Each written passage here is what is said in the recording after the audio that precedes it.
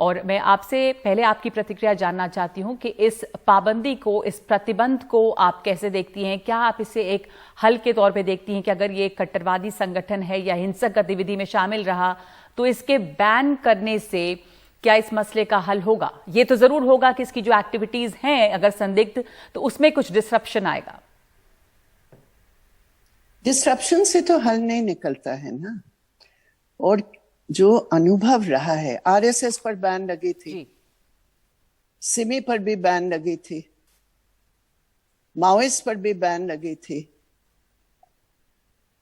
लेकिन उस बैन के बाद उस संगठन खत्म नहीं हुए।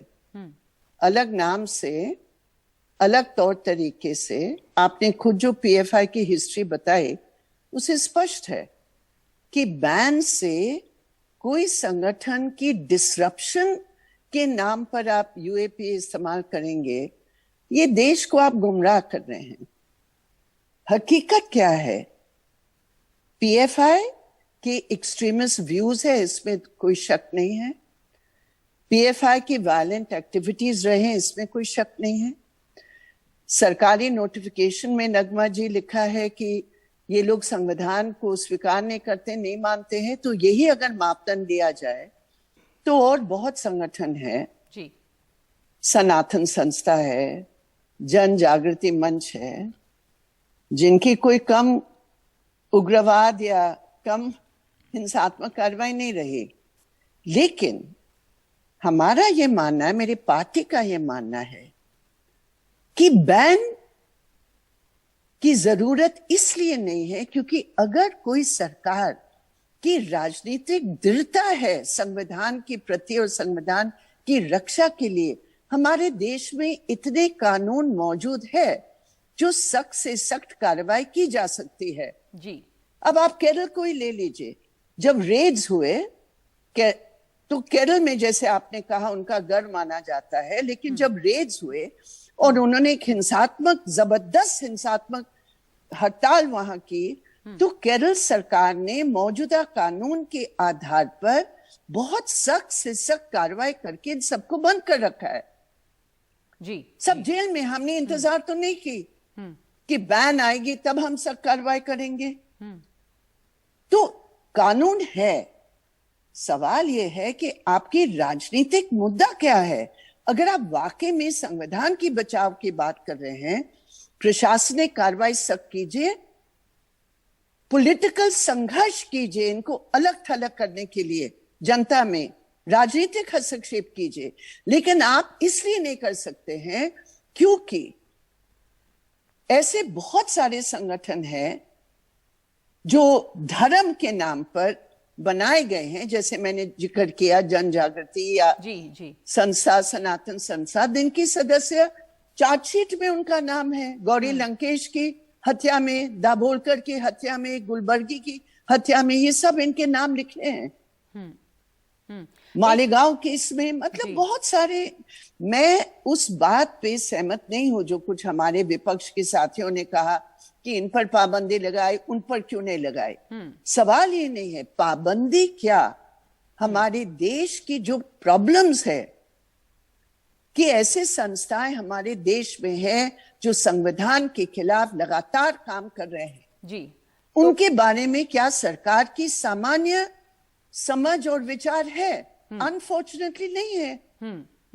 तो आप कह रही हैं कि शक होता है जी, आप कह रही हैं कि इस समय जो मंशा है उस पे शक होता है और ये पॉलिटिकल है और आप बैन के फेवर में नहीं है किसी भी संस्था पे प्रतिबंध लगाने के। इस समय मैं कह रही हूँ बैन से इस समस्या का हल नहीं होगा। हाँ। पीएफआई घोर एंटी कम्युनिस्ट है जी। तो इसलिए हम एक कम्युनिस्ट के नाते हम बहुत अच्छी तरह जानते हैं कि हमारे काडरों के ऊपर कितना जबरदस्त हमले इन लोगों ने किए हैं।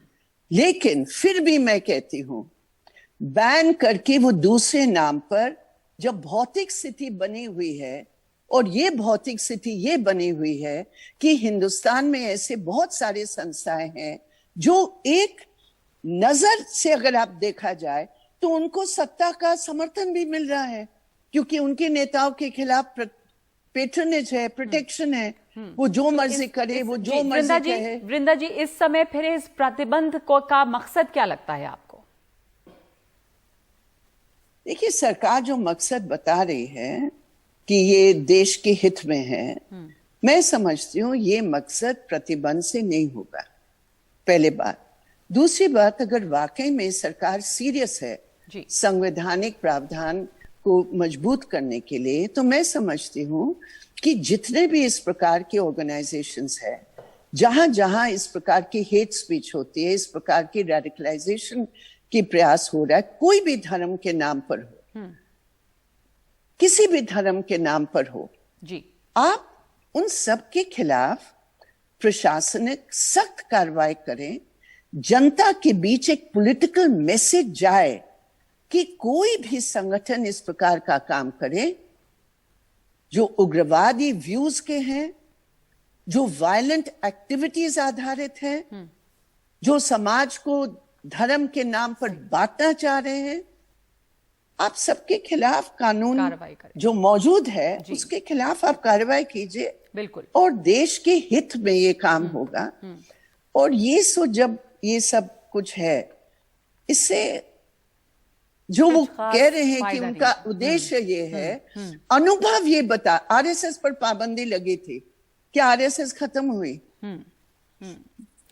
तो इसलिए वो मेरा पॉइंट है, पॉलिटिकल मामले को प्रशासनिक की कार्रवाई की जरूरत है और पॉलिटिकल संपूर्ण समझ, संवैधानिक समझ के आधार पर आपको पॉलिटिकल कार्रवाई करना चाहिए, जो आप नहीं करना चाहते। बिल्कुल। तो ये नियत सही होनी चाहिए कार्रवाई करने की, और कानून काफी है देश में जिसमें प्रशासनिक कार्रवाई की जा सकती है और जनता के बीच एक संदेश भी जाएगा कि सख्ती से कार्रवाई की जा रही है, चाहे किसी भी संगठन के कोई भी व्यक्ति हो, जब अनलॉफुल गतिविधि में शामिल होते हैं उन पर कार्रवाई होनी चाहिए। धन्यवाद आपका वृंदा खरात, अपनी बात हमारे साथ साझा करने के लिए।